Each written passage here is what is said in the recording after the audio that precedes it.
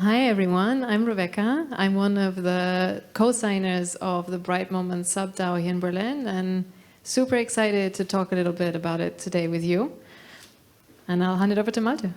Hi, I'm Malte, and the way we're going to structure the talk is that I'll say a little bit about the core mission of Bright Moments, and then I'll hand over to Rebecca, who will say something about our policy of kind of constituting sub-DAOs and what our plans are for Berlin, which is the first city where we just started a sub-DAO with a multi-sig. So what is Bright Moments? Bright Moments is many things at once. We are a DAO. We are a network of IRL communities, a global art gallery, a Web3 educator, and we also provide software solutions. Our core commitment is to educate, empower, and connect communities around the world through unforgettable, unique experiences. What drives us is the passion for creating new ways of exhibiting and perceiving digital art, mostly generative art. Bright Moments, one could say, is about creating the spaces where art is born, where collectors and artists can come together and witness the on-chain generation of digital art. At the heart of our project is the Crypto Citizens collection, which are generative pixel portrait created by Chen and minted on the Ethereum blockchain. They were initially given away for free when we started our gallery in the summer of 2020 in Venice Beach, and we had a sandwich sign outside of the gallery that said, you can get NFTs for free here to drive foot traffic to the gallery during the day. But sort of the lack of foot traffic during the day quickly gave way to long queues, and we had wait lists and collectors from all over the world flying in to mint their Venetians. And that's really where this idea was born. We will travel around the world in 10,000 NFTs. Every city brings us closer to our goal of establishing a global network of galleries and communities. In the course of this tour, we have golden token sales, which fund the exhibition in a new city, and these golden tokens kind of guarantee you the opportunity to mint a Crypto Berliner, a Crypto Londoner, or Crypto New York in the past. But we also continued the tradition of bringing curious people into the space by giving away NFTs for free. So the way we do it now, and this is also the way we've done it in Berlin, I think some of you get an NFT for this, is that we sell a third of the tokens to fund the event, fly the people in, rent the spaces. We give away a third of the tokens for free to the local community in the respective city, and we airdrop a third of the tokens to the existing DAO members. Aesthetically, each Crypto Citizens collection is comprised by a set of attribute traits that is inspired by the contemporary lifestyle, architecture, and fashion of the respective city. The attributes are drawn into a 45 by 45 pixel grid based on which all citizens are created.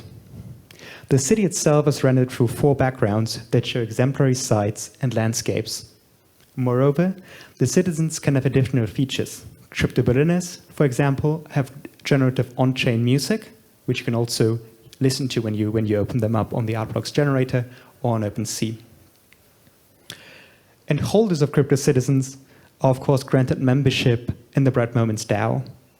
They're actively involved in governance. They vote, to just give one example, on the future city, next city on our roadmap, but they can also decide on details of the distribution of tokens and how we run our sales. And they're, of course, eligible for airdrops, not only the airdrops of the tokens for the next city, but also airdrops for works of the artists we are engaged with. And probably the most acclaimed artist that has been involved there was Tyler Hobbs, so we did a Tyler Hobbs airdrop, and a lot of people got Incomplete Control NFTs dropped, which trade, I think, now at like 100 ETH or so. And that is really a good bridge to saying something about the artists that we work with. We are closely associated with Artblocks, and we generally work with the leading artists in the field of generative art. We are associated on-chain as the originating gallery of some of the most acclaimed and successful projects from the Artblocks platform. So in September 2021, just after we found the gallery, we presented Boretta's and Aaron Penn's Rituals. A few months later, we minted Tyler Hobbs' Incomplete Control at the Soho Gallery, and at NFTBERLIN, we minted a bunch of very successful collections, and because Parnassus, Casey Reyes Network, and The Lightest Suns Celeround. And in London, we have 6 more amazing artists. One of them is Malte Rauch. We're super excited about that. So why is that important? We seek to empower artists by giving them the opportunity to really push the boundaries of their field.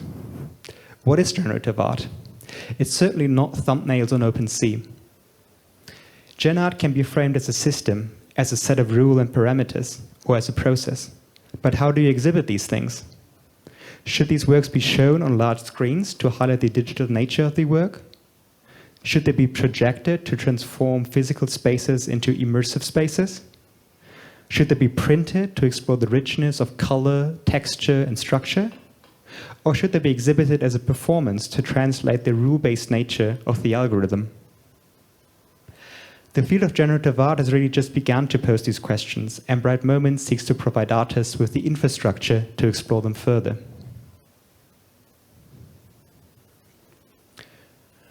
One of the most rewarding aspects of what we do is to see how artists shape their work based on the experience they want to create in the exhibition. The image-generating techniques, be it an algorithm or something else, are tweaked in such a way that they fit with the exhibition setup as a whole. So the opportunity to exhibit with us really influences the creative process, and that's super exciting to be a part of. In July, the London Collection artists will present 6 groundbreaking exhibitions. Each of them goes for 1 week, spanning the entire spectrum from prints to immersive installations. London is our 5th city, marking the middle of our journey around the world. When it comes to institutions, we are just as excited to create new organizational structures. Our DAO is, of course, governed by its members, but we seek to progressively decentralize ourselves further in the course of our NFT World exhibition. And that's where I'll hand over to Rebecca, who will say a little bit about how this works in Berlin. Hi, yes, thanks, Malte. Quick poll. Who here is in a DAO? Okay, cool. Who here is in a sub-DAO? Ah, yeah, Dennis, I know that you're in a sub-DAO. That's one of the third co-signer sitting there. So I want to introduce the first local sub-DAO of Bright Moments to you, which is not that old. So a little bit of theory and then a little bit of practice of how we did it and a roadmap outlook of what's going to come for Bright Moments. So first question, why do we even need a sub-DAO? It's like corporations who are centralized. It's one way to scale. So you can think of it a little bit like a daughter organization of a parent company. So the parent DAO, the Bright Moments DAO, wants to scale, hence it will establish localized sub-teams, sub-working groups. And there's a lot of reasons to do that. I'll just highlight 4 of them. First off, you can attract new members. Because you need a new team and you have a localized network, this will attract new people to join the sub-DAO and hence enlarge the overall community. It's also a way to increase the net asset value of your treasury, because people who want to engage in the sub-DAO need the sub-DAO token. So there's more demand, the treasury fills up with more people, and you create sort of a larger value for your treasury. It's also that the localized effects mean governance is more meaningful. We vote for people that we know, we vote for things that we know, and localized governance makes a bigger difference in our lives than global governance. We all know that. If there's a communal vote, then we are potentially more involved than if there's an international vote. So network effects in sub-DAO structures mean there's more active participation in the overall DAO. And last but not least, you create an underlying token, and people have an incentive to participate, hence they buy the token.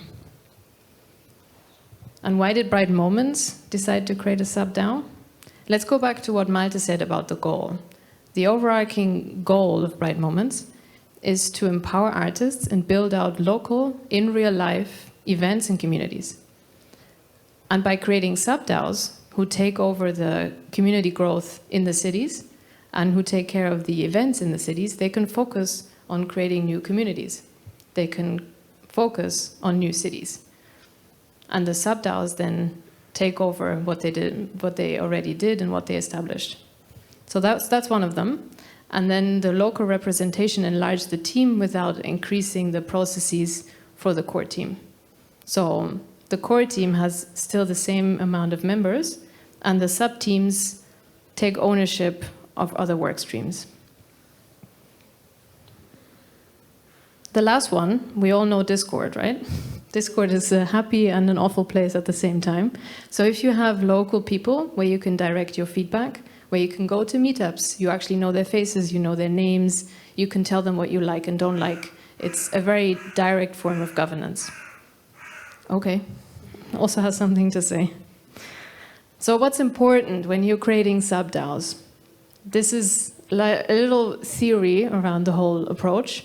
So you need some core things. You need to answer the question, do we have full-time contributors to this DAO locally? So is there sort of a staff that can take over? Then is this going to generate consistent revenue? Is this going to be a profit position? Does it make sense to establish a treasury? Is this a novel approach, or are we just creating a DAO within a DAO that does the same thing? Or is this sort of something that's different from the parent DAO? And last but not least, can this survive on its own? A great question in DAO structure anyway, but sustainability is a key part. You don't want to have to keep funding your sub-DAO. It needs to live on its own. So if the question to all of this, you have staff, you have profit, you have novelty, and you have sustainability is yes, chances are that your working group is a sub-DAO. And then how to sub-DAO? How to sub-DAO is an interesting one. So I'll tell you how the theoretical approach in the research papers looks like, and then how Bright Moments did it. So generally you draft a proposal when you want to create a sub-DAO. You tell your community members, this is the governance plan, this is what we're going to do, this is what we're going to do. Everyone votes on it, and then that's how you create the governance structure. Then you have to fund it.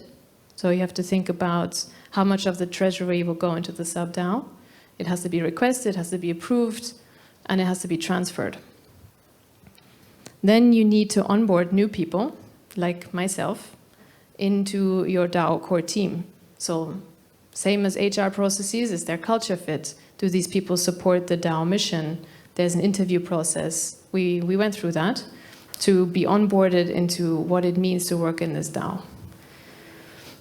I'm going to take a shot for every time I say DAO, so another time. Selling, we want to create revenue. So what is the DAO actually selling? Is it just the sub-DAO token, or is it its own artworks? Is it its own revenue streams? What is this sub-DAO doing for its treasury and for sustainable finance?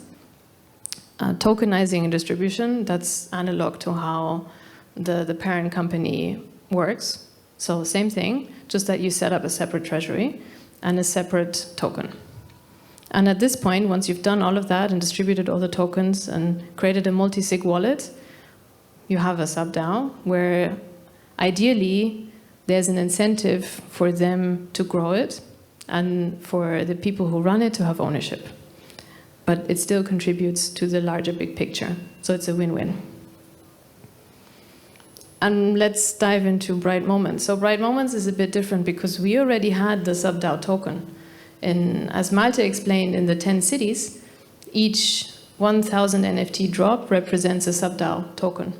It's the citizen picture and image, and also the membership card that you have to the sub-DAO. So what we're creating in Berlin will be replicated in New York, will be replicated in Venice, in London, and all the other cities. And to do that, from the local community, representatives were interviewed. So let's call ourselves council members. So we're three. Dennis is sitting somewhere in the crowd. Dennis, wave a hand. Yeah, that's Dennis. Dennis and myself are sort of the council members.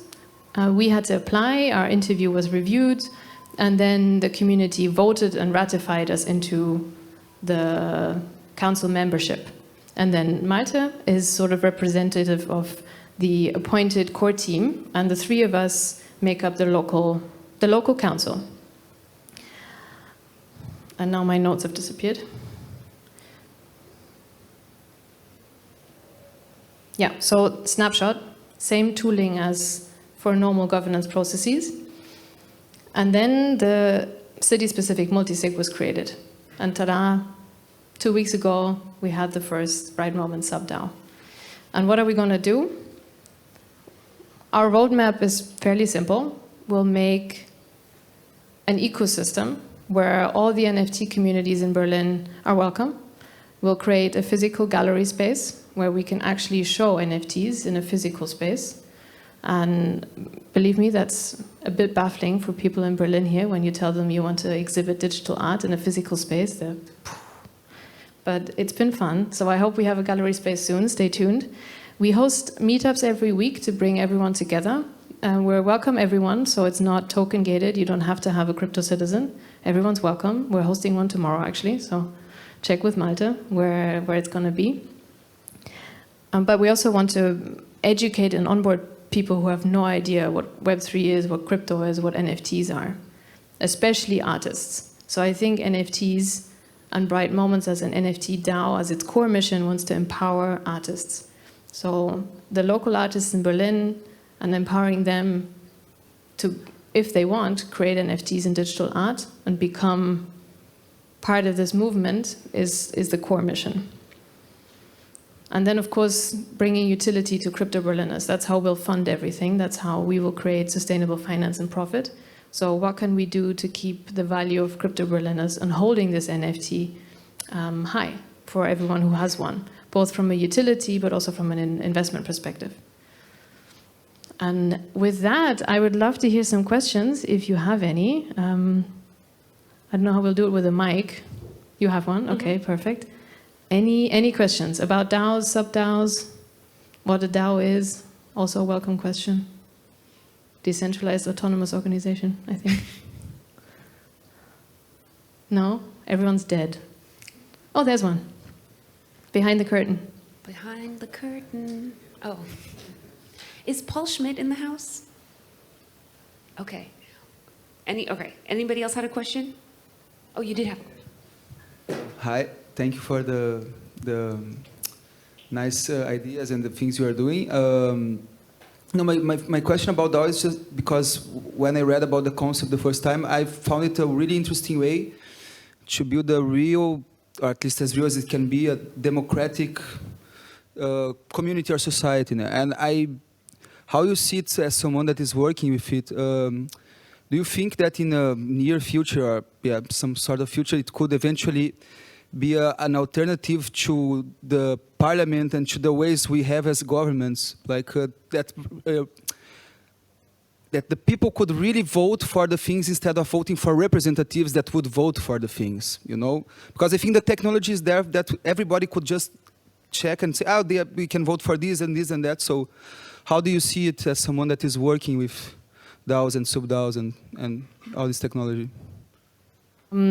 That's a tough one. I feel like I need to be a parliamentary representative to answer that one correctly. But I mean, DAOs are most alike cooperatives, right? One member, one vote. But the big difference is that in a DAO, there's one token, one vote. So I think the flaw in that is that someone who has more tokens, because they have more finances, has more vote. And you can transfer your voting power to someone. So those two things are a flaw in that. But otherwise, from a process perspective, I think it's perfect. I think there should be more processes where you have to lay out your roadmap and your plans and people can discuss it and everyone can see what the answers are and everything is transparent and communicated. I think that part is great. And Malte, maybe you have a point to make. Yeah, maybe just to add on top of that, it's of course very new, so it's like it feels very much like an experiment in institution building, And I think one of the things that I've learned during the period that I've been involved with is that it's sometimes hard to find the right balance on like how much structure kind of a core team should give to get feedback on or to vote on, and how much should be coming from the community directly to be voted on. And that's, I think, a fine line to walk, but it's, I think, quite exciting to explore it while doing it. So just to comment on that a little bit as well, you mentioned the point about how if you have a bunch of tokens because you have a lot of money, then that it could cause some sway in the vote. Well, there's actually a new technology that Vitalik Buterin just kind of started talking about called soul-bound NFTs, where it's a non-transferable token. So a government entity could send those tokens out to individual people. You can't buy them from other people, and each person gets one vote. So I think that helps kind of with that problem a little bit. As far as technologically, with that specifically, I think the technology is there. The blockchain is the perfect application, or voting is the perfect application for blockchain technology. The problem being, the people that would vote on changing our legal system to use something like that are the representatives that we're trying to get out of the way. So I think that's probably our biggest hurdle in implementing blockchain type voting in this way. Yeah, there's a whole societal and so many structures should break to be able to implement something like this. So could probably work in a small community and stuff, but in a large scale, it becomes really difficult now. What are the issues you have encountered in DAOs in general? What have the biggest problems been with people having power that are not used to making big decisions for communities? Maybe I can just give one example. We were always joking in the team that if we just let people directly propose the cities, rather than giving them a few options or regions where there are a few options that they can vote on, we would end up doing something in Alaska or so, because people would find it funny, and they don't really have to carry the costs of it, and so on and so forth. So I guess that's part of it, and also related to the other question there. I guess we need different DAOs for different things. If it would be a strictly governmental model, I think the soul-bound token is like a great idea. When it is something that has to be kind of sustainable from an economical perspective. There's also something to say about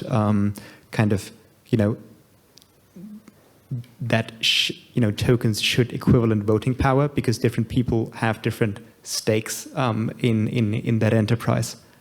So I guess that would be one of the challenges that I could think of. Maybe Rebecca wants to add on that. Just one comment. I was reading about this the other day.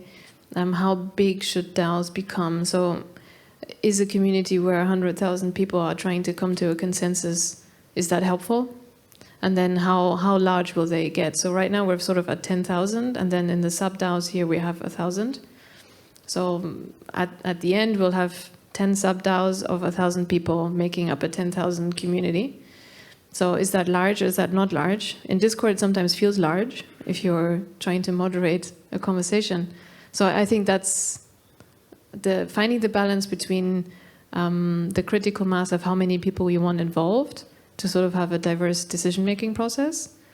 I mean, that's part of the reason why it's global, to have like all the continents involved, versus when does it just become too much noise?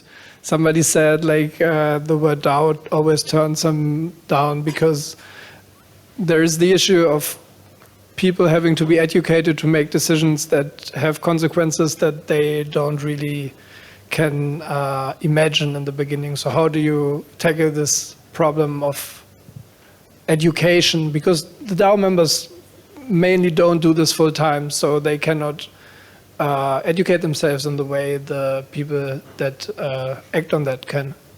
Yeah, maybe just to respond to that specific point, we are currently having a discussion that we would like to do something like staking.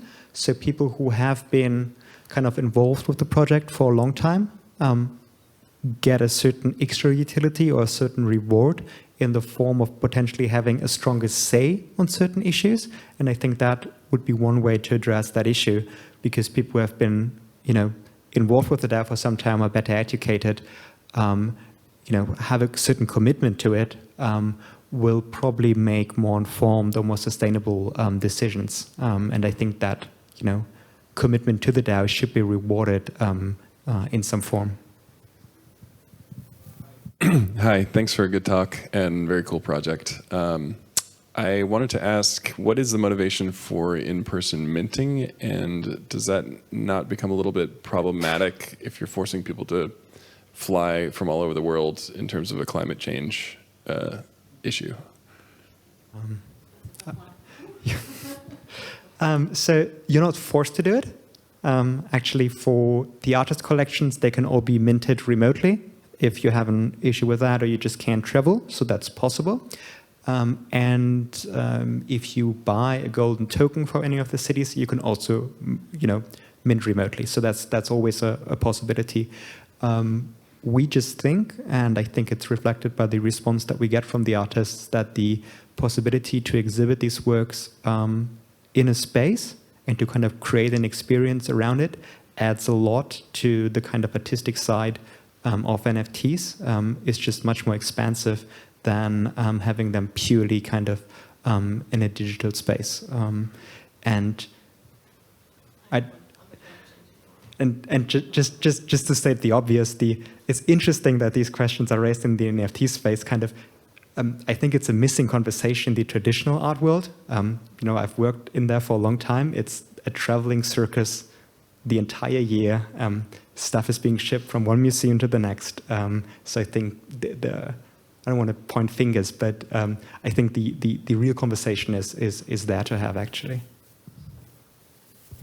Yeah, and I think one of the main ideas of having it in 10 cities across the globe is that not 10,000 people, because in real life was sort of the goal. So you could do it in real life in one location and have 10,000 people travel, or you could try to bring the traveling circus of the core team traveling in each city. I think that sort of reduces the impact, but still, it's not net zero, no. Very far from it. Rebecca from Thanks so much.